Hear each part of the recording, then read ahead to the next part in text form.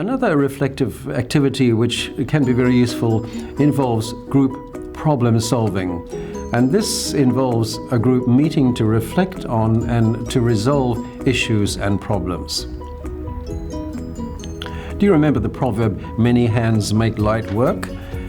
It stresses how doing something with the help of others often works best.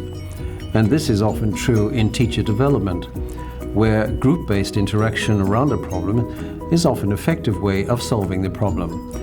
And that's what I'd like to focus on now. Like other group-based activities, the group aims to draw on the members' collective knowledge, understanding, and experience to explore teaching issues, to develop new understandings of teaching, and to seek to resolve problems. Members of the group interact in a friendly and supportive way and respect each other's points of views and ideas, functioning, if you like, as a kind of critical friend who gives constructive feedback to support change and solve problems. In fact, I found that many long-term friendships started through participation in a group of this kind. Who are the participants? Well, groups typically form on a voluntary basis and consist of teachers with shared interests and concerns and who enjoy collaborating with other teachers to help resolve or clarify shared teaching concerns. A critical friends group usually consists of a presenter, one teacher who serves as the facilitator, and up to 6 or 7 group members. Procedures. The group decides when and how often to meet. The format of a group meeting typically involves a teacher presenting an issue or a dilemma to the group and describing the practices he or she employs to address the issues. This could involve an examination of contributing factors that may influence the outcomes of the practice, such as the school culture, available materials and resources, examples of students' work, and anything else relevant to understanding the issues.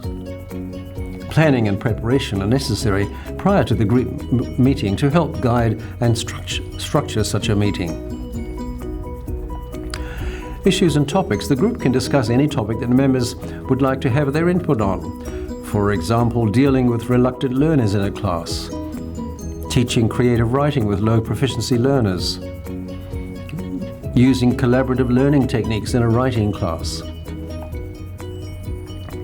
The format of a group meeting. Although critical friends groups can be organized in different ways, the following is an example of how a group functions.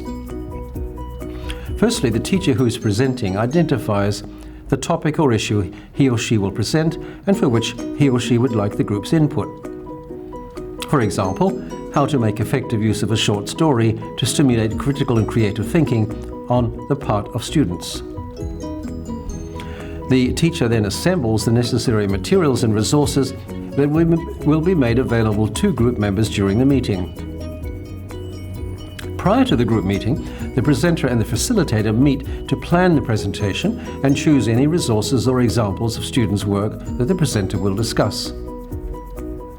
During this conversation, the presenter and facilitator discuss the kinds of questions that the problem or work practice poses and identify the issues that will be the focus of the group discussion.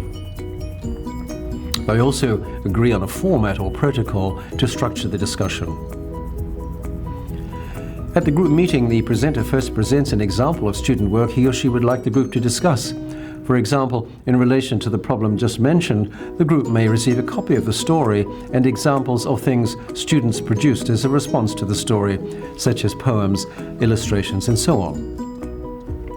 The facilitator then leads the group through a series of discussions of the work, during which individual group members comment on or pose questions about the piece of work, such as the skills or knowledge it's intended to develop, the level of learner engagement it might elicit, the accuracy of the work, and so on. During this phase, the facilitator may guide the discussion, posing additional questions or clarifying and summarizing members' comments and suggestions. Following the discussion, which may take more than an hour to complete, the group reviews their discussion and discusses how effective the meeting was in helping resolve the issue the teacher had presented.